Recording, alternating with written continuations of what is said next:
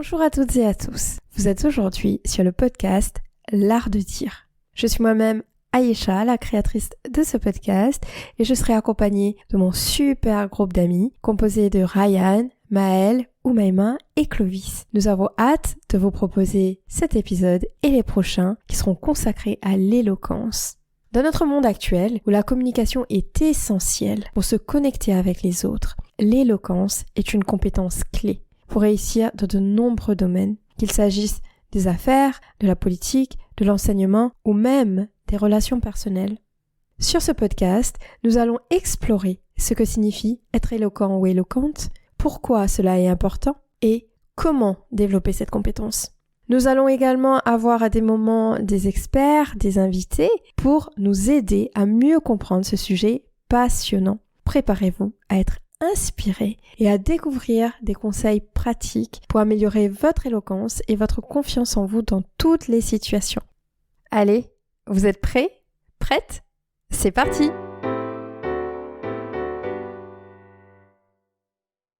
Hey! Bonjour les artistes! Comment allez-vous? Comment vas-tu? Aujourd'hui, tu le sais, nous allons encore aborder un autre sujet, tout aussi intéressant que les sujets précédents. Mais pour être tout à fait honnête, avec toi là, à l'autre bout de ton téléphone ou de ton ordinateur, sous la douche, en train de prendre le métro ou la voiture pour aller au travail ou encore en train de faire du sport, je dois te dire que ce sujet, de base, ne m'avait pas du tout traversé l'esprit, jusqu'à ce qu'on m'en parle. Il s'agit du handicap. Et plus précisément, du handicap dans l'éloquence. L'éloquence, tu le sais maintenant, peut être définie comme la capacité à communiquer efficacement et persuasivement en utilisant le langage. Les personnes ayant des handicaps peuvent avoir des fois des difficultés à s'exprimer verbalement en raison de leurs conditions, qu'il s'agisse d'un trouble de la parole ou de la communication, d'une déficience intellectuelle ou d'une autre limitation physique ou mentale.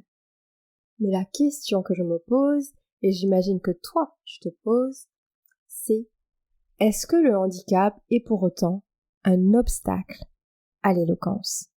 Ce sera donc le sujet du jour. Nous allons le découvrir avec notre invitée de l'épisode. Elle s'appelle Amandine Pillot, elle est entrepreneure, consultante, formatrice sur la politique du handicap et elle accompagne des entreprises. Elle est à la tête de son entreprise ATOUCAP. Bonjour Amandine. Bonjour Aïcha, bonjour les artistes, bonjour à tous. Comment vas-tu? Très bien, ravie d'être là. Je suis très contente que tu aies accepté notre invitation. Je sais que tu as un emploi du temps assez chargé. Et surtout aujourd'hui, t'as vu, il fait pas très beau, hein. J'imagine que t'aurais préféré rester chez toi, sous la couette, se faire la grasse matinée. Mais en tout cas, on est heureux et heureuse de t'avoir ici un samedi matin dans cette belle salle chez Dupont. Moi aussi, ravie d'être là.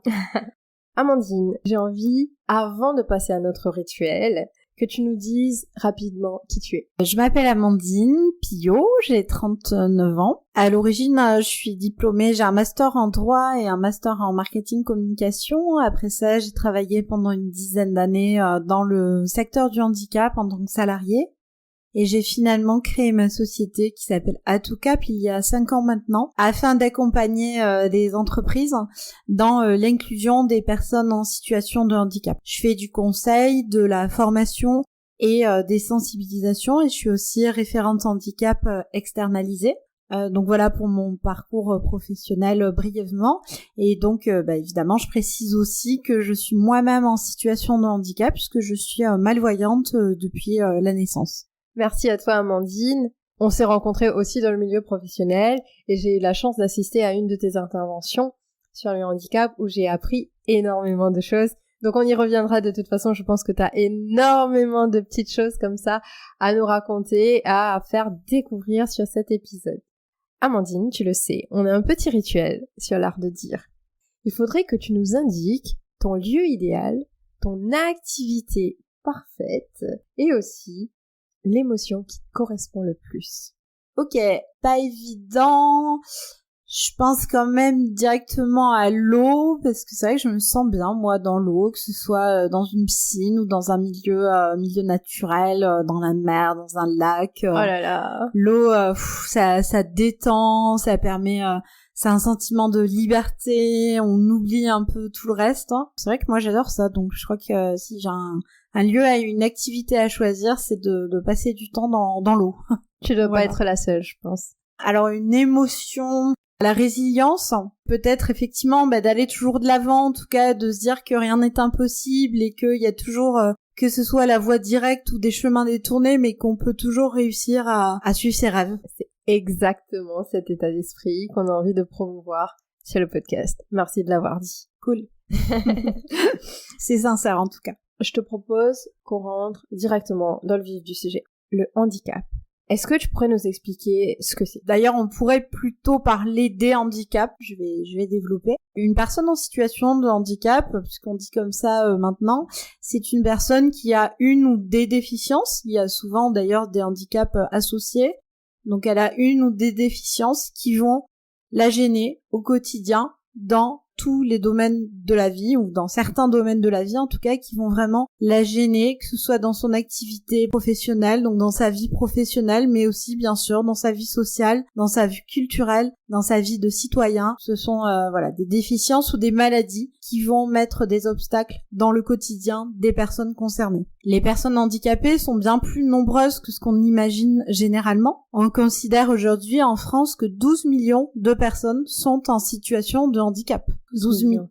Effectivement, ça représente entre une personne sur 5 et une personne sur 6. C'est énorme, c'est beaucoup plus important que ce qu'on imagine généralement, et ça veut vraiment dire qu'on est tous concernés. Parce que si vous n'êtes pas vous-même en situation de handicap, il y a de très fortes chances que vous ayez quelqu'un dans votre entourage qui soit concerné par cette situation. Ce sera peut-être quelqu'un de votre famille, ce sera peut-être un ami, une amie, ce sera peut-être aussi le voisin que vous croisez tous les jours et qui a peut-être un handicap invisible que vous ne connaissez pas. Ou la boulangère chez qui vous passez tous les jours acheter votre croissant, votre baguette, et qui, pareil, a peut-être un handicap invisible.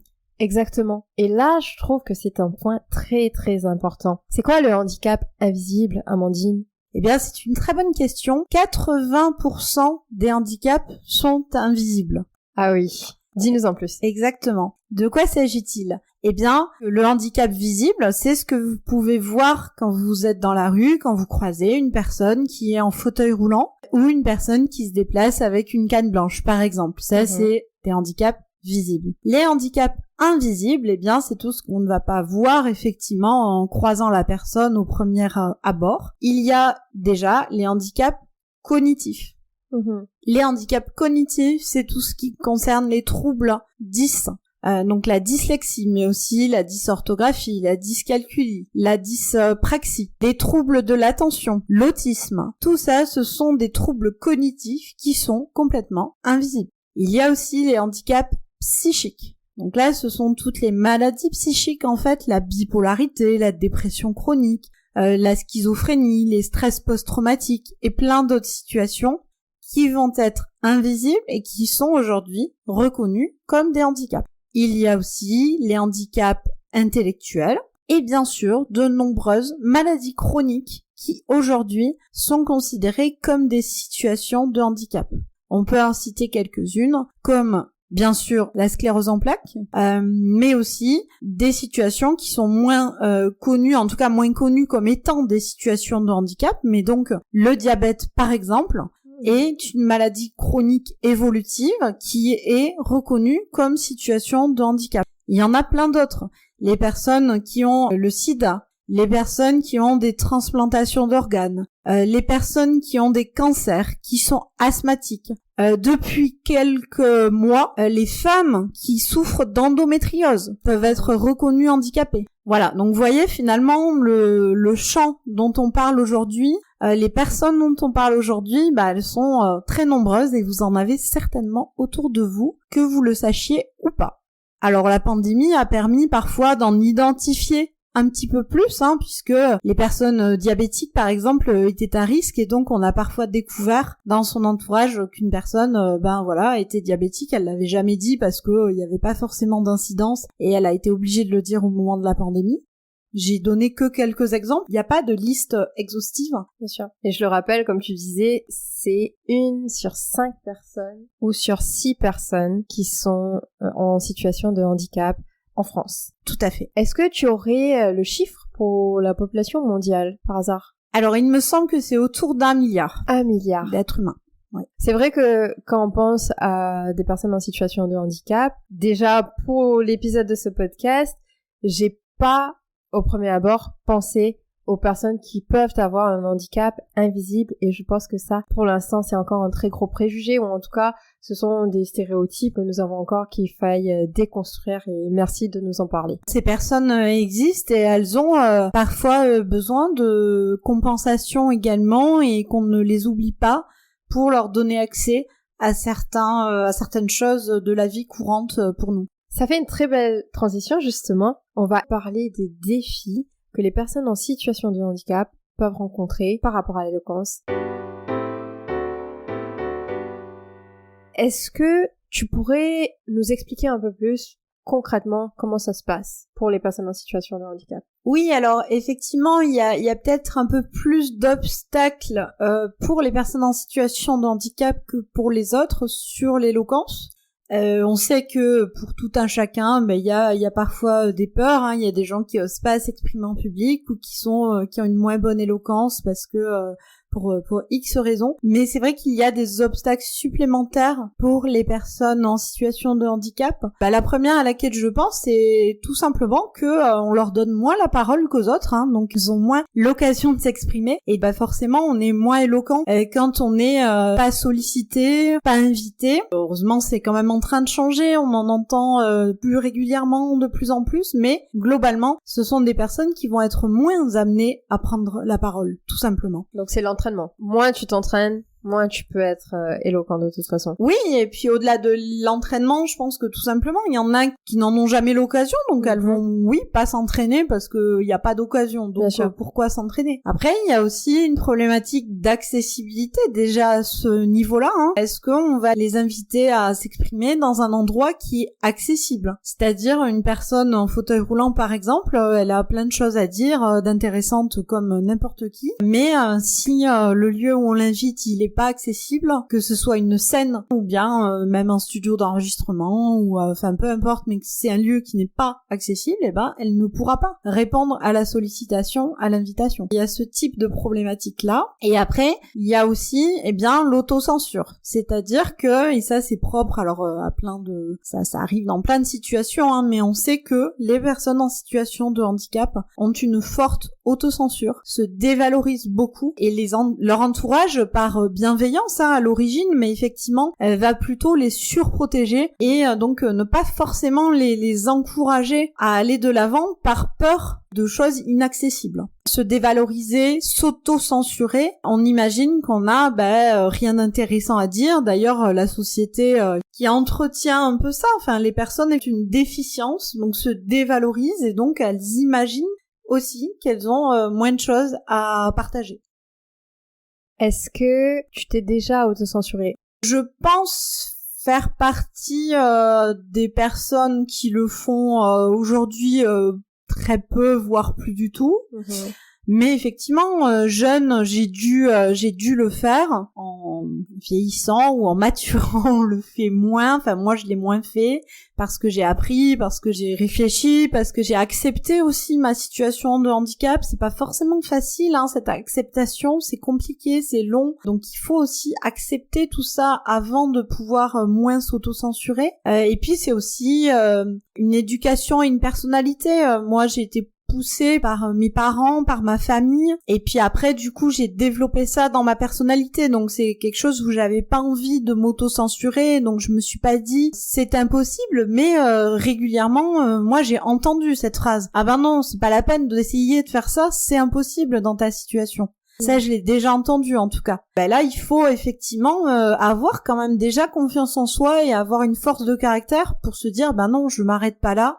et je vais trouver une solution pour le faire. Totalement. Je sais qu'à un moment, on avait une discussion et tu me disais que pendant longtemps, certaines personnes avec certains handicaps ne pensaient pas à voyager ou pensaient que c'était impossible, alors que toi, t'as commencé à voyager depuis pas mal de temps et tu l'as fait seule aussi. Oui, une personne en situation de handicap, qu'elle soit à mobilité réduite, qu'elle soit malvoyante ou aveugle, effectivement, on se dit un voyage, c'est pas envisageable et ça va être plein d'obstacles et plein de complications.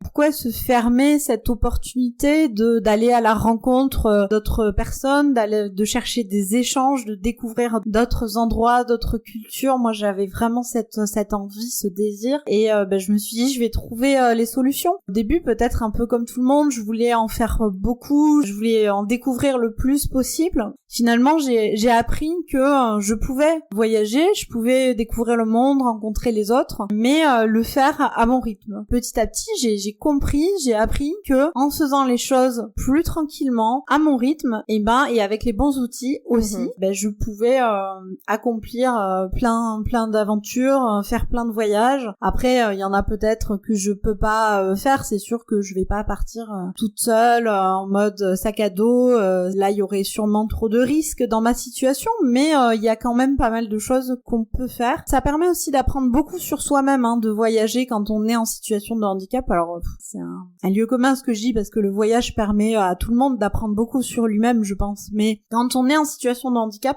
ça permet aussi d'apprendre sur sa propre situation de handicap finalement, et de mieux connaître ses limites, de mieux savoir ce qu'on peut faire, ce qu'on ne peut pas faire, comment contourner les obstacles, d'apprendre un peu le slow travel aussi finalement, le fait d'aller à son rythme en tout cas, et de dire que c'est pas parce qu'on a vu moins de monuments célèbres que son voyage était moins bien, et on aura fait des rencontres. Ça m'impose aussi finalement, ma situation de handicap m'a toujours imposé, que ce soit dans les voyages ou dans les déplacements quotidiens. Quelque part, ça m'impose de parler aux autres pour demander un renseignement, demander mon chemin, demander un petit coup de main de temps en temps. Tout ça, c'est aussi des choses qui aident finalement et qui obligent à être sociable dans l'interaction avec les autres. Clairement. Voilà. Alors moi, j'aime ça tombe bien, mais quand on est loin de chez soi et qu'on demande quelque chose, un petit coup de main ou un renseignement, les gens, dans la majorité des cas, ont envie de le faire et essayent de le faire, et ça ouvre des échanges en plus. Très beau résumé, je dirais, par rapport à toi, ta façon de voyager. J'espère que ça inspirera d'autres personnes à faire de même.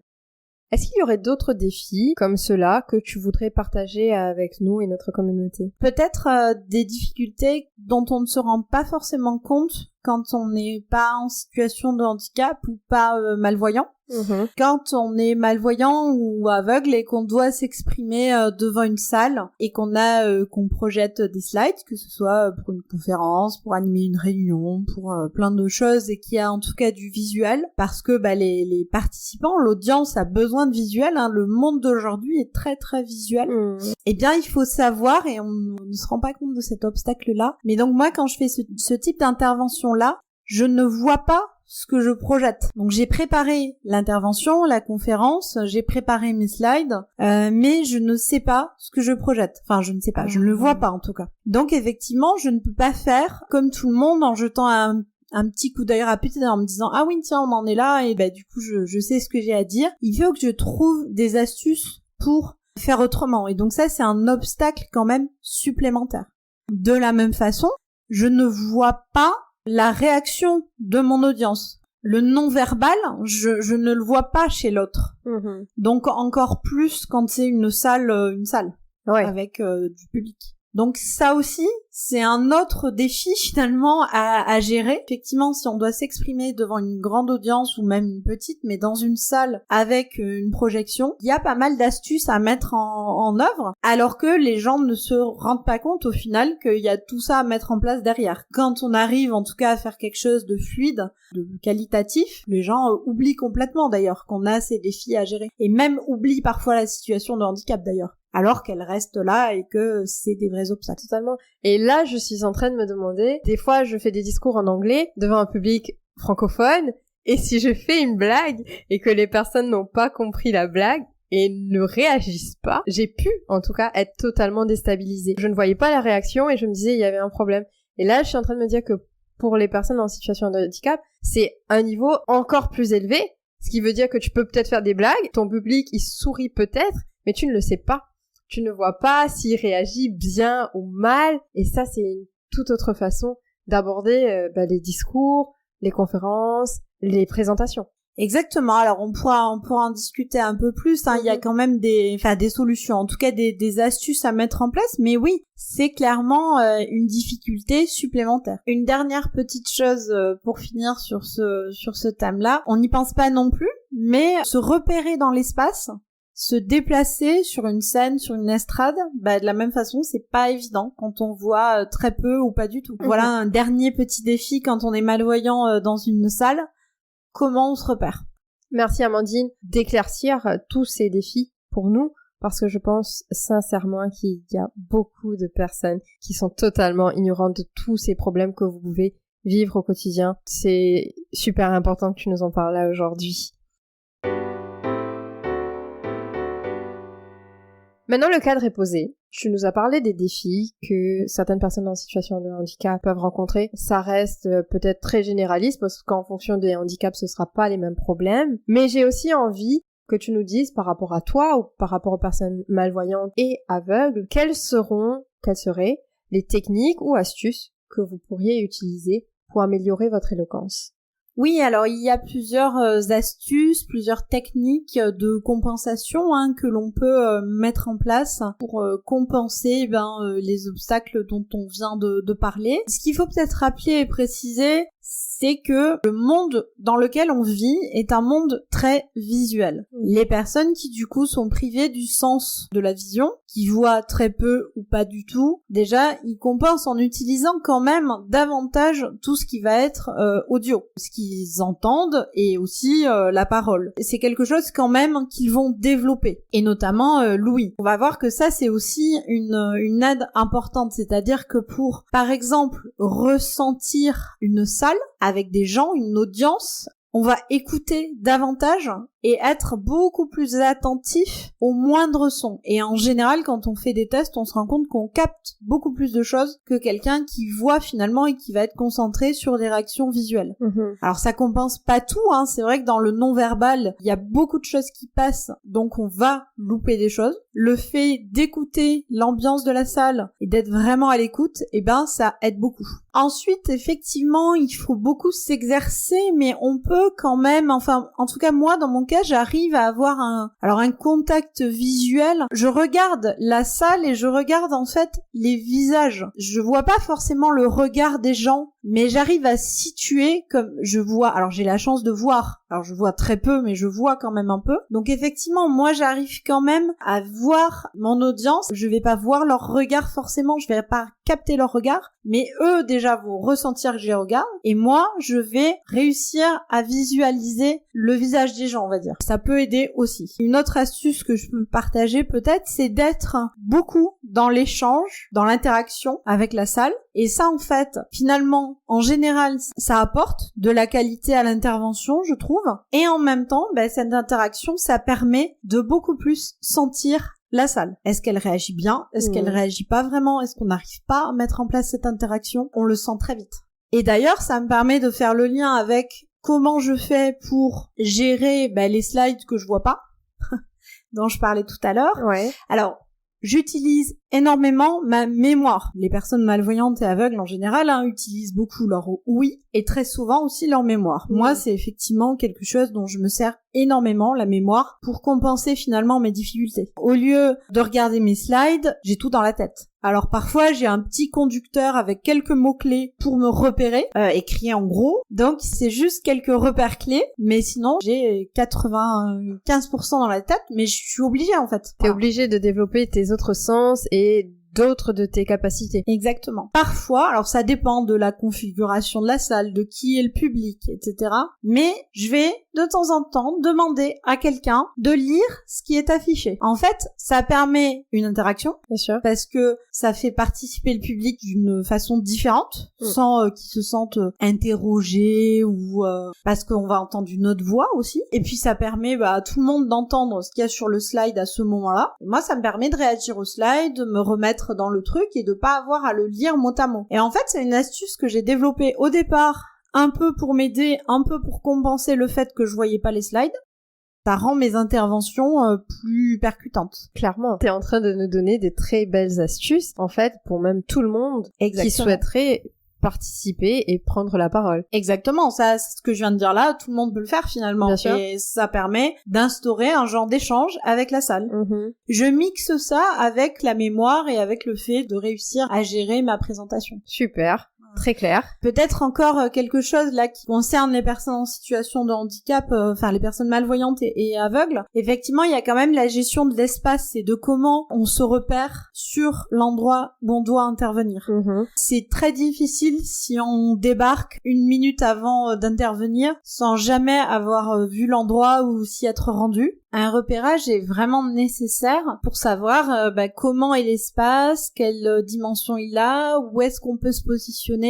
Si on connaît pas l'endroit avant, c'est beaucoup plus difficile en tout cas. J'ai aussi découvert une astuce qui est utilisée par un artiste, un humoriste en fait non-voyant, qui met sur la scène pour pouvoir se repérer du papier à bulles. Moi quand j'interviens, j'ai pas forcément besoin de me déplacer, donc une fois que j'ai compris où j'étais, je peux trouver, ou en tout cas j'arrive un peu à voir aussi le bord de la scène, mais effectivement, si on a besoin de se déplacer sur une scène, il faut trouver une astuce pour se repérer. Très bonne idée. Merci Amandine de nous avoir indiqué toutes ces astuces qui permettront d'améliorer l'éloquence, que ce soit d'une personne en situation de handicap ou une personne malvoyante ou encore une personne qui n'aurait pas de handicap.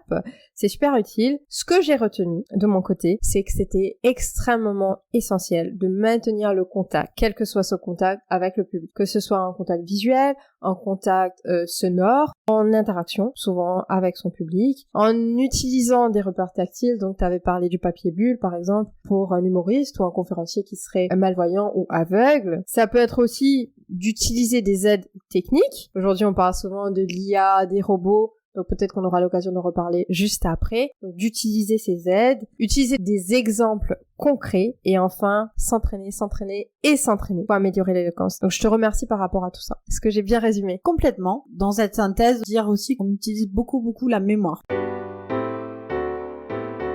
On a parlé des défis, on a parlé des solutions, en tout cas des méthodes alternatives qu'on pourrait utiliser pour améliorer son éloquence. J'ai envie de parler d'un sujet qui est maintenant peut-être un peu délicat, l'accessibilité à des lieux culturels, en suivant les deux aspects, c'est-à-dire pas seulement accéder à ce lieu pour être spectateur, mais aussi accéder à ce lieu pour être protagoniste, pour être la personne qui va faire le one-woman show, le one-man show, l'humoriste, la conférencière ou le conférencier. Qu'est-ce que tu pourrais nous en dire là-dessus? C'est vrai que c'est un réel enjeu. Il y a beaucoup à dire. Il y a un chiffre là qu'on a pas mal entendu dans les médias d'ailleurs dernièrement. Actuellement, alors que c'est obligatoire depuis maintenant pas mal d'années, la moitié des établissements recevant du public ne sont pas accessibles. Encore aujourd'hui. Alors là, c'est plus large encore que les lieux culturels dont je vais faire un focus, mais c'est quand même important de l'avoir en tête. Aujourd'hui, la moitié des établissements qui reçoivent du public ne sont pas accessibles aux personnes en situation de handicap. On parle vraiment des établissements qui accueillent quotidiennement du public. Oui, tout à fait, et même dans les lieux de santé, on peut parfois avoir des surprises, ou dans des cabinets médicaux, parfois aussi. Oh là là. Donc même là, ça semble évident, et pourtant... ça ne l'est pas. Oui, c'est dans les lieux du quotidien, certaines écoles. Il y a aussi, bien sûr, les lieux de loisirs, comme les restaurants, où il y en a encore beaucoup qui sont pas accessibles non plus, bars, etc., etc. Tous les lieux de la vie quotidienne, que ce soit les magasins, que ce soit... voilà. Et les écoles, on y pense au quotidien pour les enfants en situation de handicap, mais c'est aussi les bureaux de vote. Ça, on n'y pense pas toujours, mais l'accessibilité, c'est aussi l'accessibilité en tant que citoyen. Je pense que c'est amené à changer. On espère de tout cœur que ça va se concrétiser dans les années à venir, dans les mois à venir.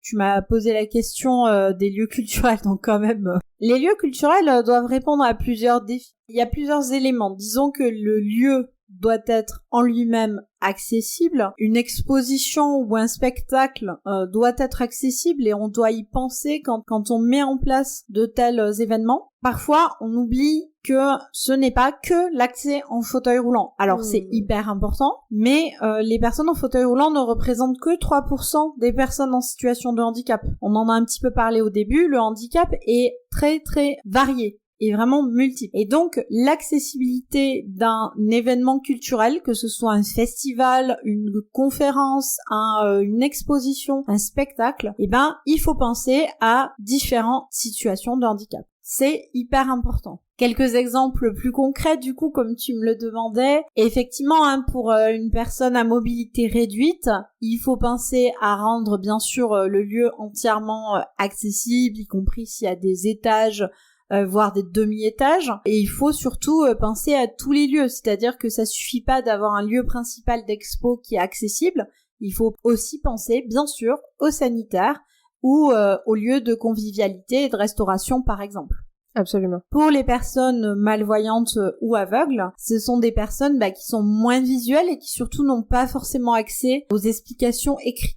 Donc là, il va falloir passer sur l'audio pour rendre effectivement une expo accessible. Alors par exemple, quand ça existe, les audioguides, c'est très très bien. Et moi, ça m'a permis d'avoir accès à beaucoup d'expos. Ça, c'est effectivement quelque chose qu'a développé parce que contrairement à ce qu'on imagine, ce n'est pas systématiquement le cas. Il y a des expos où il y a pas ce service-là et où on a accès à aucune explication. Alors c'est pas parfait, hein. Par exemple, quand il faut taper un numéro, c'est parfois compliqué de trouver le numéro. Il y a des éléments comme ça, mais en tout cas, il faut penser à l'audio description ou donc aux audio guides qui sont là pour tout le monde au final, mais qui vont très bien faire le job. On peut aussi transcrire finalement les explications écrites en braille pour les personnes aveugles. Ça peut être utile. Et on peut proposer des maquettes tactiles. Dans certains cas exceptionnels, il y a des visites spécifiques qui existent qui permettent de toucher les œuvres originales. Et pour terminer sur quelques exemples concrets sans être trop longue, pensons aussi, quand on veut rendre un événement culturel accessible, pensons aussi aux personnes qui ont des handicaps cognitifs. Donc notamment aux personnes qui ont des 10. Et eux, ils vont avoir besoin de repères, de couleurs. Ils vont avoir besoin de pictogrammes. Pour rendre un événement globalement accessible, il faut penser à tout ça. N'oublions pas les personnes sourdes, hein. Pourquoi pas proposer une visite guidée en langue des signes. On peut aller très loin. En tout cas, il ne faut pas oublier le public handicapé, ce ne sont pas que les PMR, comme on dit, en fauteuil roulant. Alors elles sont importantes, mais n'oublions pas les autres quand on veut rendre quelque chose accessible. PMR, je le rappelle, personne à mobilité réduite. Merci à toi Amandine de nous avoir détaillé tout cela. C'est effectivement super important et cette question est essentielle, que ce soit dans le domaine culturel ou pas d'ailleurs. Et là on parlait d'éloquence. Et la fois dernière, on a eu une discussion et tu me disais, oui, c'est bien beau de dire qu'on peut accéder à une salle de spectacle, mais l'accessibilité n'est pas faite pour que je puisse monter sur scène. C'est aussi une autre question. En effet, c'est aussi une problématique réelle. J'ai déjà vu des salles de spectacle où on peut faire effectivement plein de choses, des conférences, des spectacles, de l'impro, du slam, voilà, tout ce qu'on imagine pouvoir faire dans une telle salle. Donc j'ai déjà vu des salles qui effectivement théoriquement sont accessibles, c'est-à-dire répondent aux normes, ce qui veut dire que elles peuvent accueillir des spectateurs à mobilité réduite, elles ont prévu un espace pour ça, elles ont prévu un accès pour ça, etc. Donc ça, c'est bien prévu.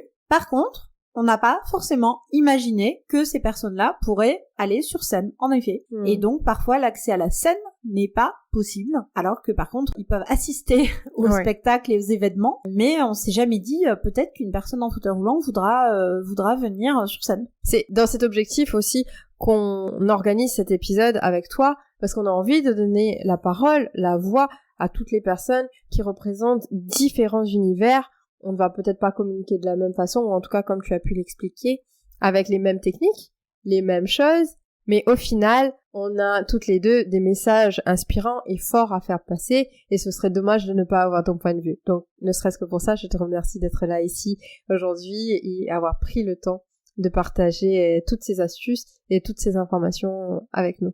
Je te remercie de m'avoir donné la parole et des choses dont on parle pas si souvent que ça et dont on se rend pas forcément compte d'ailleurs quand on n'est pas directement concernés par une situation de handicap. Et j'espère que cet épisode pourra éveiller certaines consciences et pourra faire voir l'opportunité que représentent les personnes en situation de handicap, l'éloquence et toutes les belles choses que nous réservent toutes les personnes avec différents types de talents. En fin de compte, j'ai envie de dire que l'éloquence ne dépend pas de la condition physique ou mentale d'une personne, mais de sa capacité à communiquer, on l'a dit plutôt efficacement et persuasivement. Les personnes ayant des handicaps peuvent être tout aussi éloquentes ou même plus que les autres si elles ont la possibilité, comme tu le disais, ou même l'opportunité de parler, de prendre la parole, et aussi si elles ont le soutien nécessaire, que ce soit en termes techniques, logistiques, morales, psychologiques, pour développer leurs compétences en communication. Amandine, ton parcours, pour moi personnellement, et je l'espère pour la communauté, sera vu comme un exemple, comme un modèle à suivre. Pas que pour les personnes en situation de handicap, mais pour toutes les autres personnes qui sont totalement ignorantes des problèmes, des difficultés, des obstacles que vous rencontrez quotidiennement. Et d'être ici aujourd'hui et de montrer à quel point t'es motivé, t'es impliqué dans ta propre communauté, ça donne foi en l'humanité. Et moi, personnellement, je vis que pour ça, pour l'espoir. Donc, je suis extrêmement heureuse que tu sois là avec nous pour partager tout ça. Merci beaucoup. Merci à Yesha. J'ai beaucoup parlé de la malvoyance, de la cécité aujourd'hui. Vous l'avez compris par les exemples, mais donc je suis malvoyante. Mais je suis pas que ça, et c'est ça qui est important, et c'est ce que tu viens de dire. Je suis également entrepreneuse, je suis également formatrice, conférencière. Je suis aussi, bien sûr, une femme. Je suis aussi une voyageuse. J'aime beaucoup cuisiner, j'aime sortir, je suis aussi amoureuse. Voilà, on est un être complet avant tout. Même si on dit que le handicap, c'est une ou des déficiences, ça peut aussi être un ou des atouts, hein. Donc, dans sa globalité, on n'est pas évidemment qu'une personne en situation de handicap, on Bien est sûr. plein d'autres choses. Ce qui me paraît hyper important pour pouvoir être éloquent et aussi pour se créer sa propre vie complète comme la mienne, où on peut effectivement agir sur plein de champs et avoir une vie la plus agréable et la plus variée possible aussi. Je pense que ce qui est important, c'est l'acceptation et la confiance. Donc l'acceptation de sa situation de handicap, de soi-même, parce que ça c'est très difficile, ça peut être long et ça peut être difficile, mais c'est hyper important. Il faut rester authentique et inutile de cacher sa situation de handicap finalement, hein. On peut en parler, les gens sont prêts à l'entendre quand on l'explique, et au contraire, hein. Donc je crois que c'est important de rester soi-même et d'être authentique. À partir de là, le message sur lequel j'ai envie de terminer, c'est vraiment que tout est possible. Il ne faut s'arrêter sur aucun obstacle. On peut vraiment suivre ses rêves et les atteindre. Une formule que j'aime bien, c'est que voilà, moi j'ai eu dans ma vie plein de portes fermées, et je suis toujours passée par la fenêtre, mais j'ai toujours réussi à atteindre ce que je cherchais. Donc tout est possible, allez-y, ne vous auto-censurez pas, soyez authentique, acceptez-vous et allez-y. Waouh, merci beaucoup Amandine, c'était très bien dit. Je pense que t'as vraiment tout dit et j'espère que les personnes entendront, écouteront réellement ce que tu viens de dire. Nous arrivons déjà à la fin de cet épisode. Je terminerai cet épisode en disant qu'il est important que la société dans son ensemble reconnaisse la valeur de l'éloquence chez les personnes en situation de handicap. Les stéréotypes et les préjugés peuvent souvent amener des gens à sous-estimer les capacités de ces personnes, y compris leur capacité à communiquer efficacement. Pour moi, en reconnaissant et en valorisant les talents et les compétences de ces personnes, la société pourra aider à briser les barrières et les chaînes mentales qui les empêchent de s'exprimer librement et de façon éloquente. Merci à toi Amandine, merci à vous, chers artistes, de nous avoir écoutés jusqu'à la fin. Cet épisode s'intitulait « La posture du handicap » sur l'art de dire. Ciao ciao!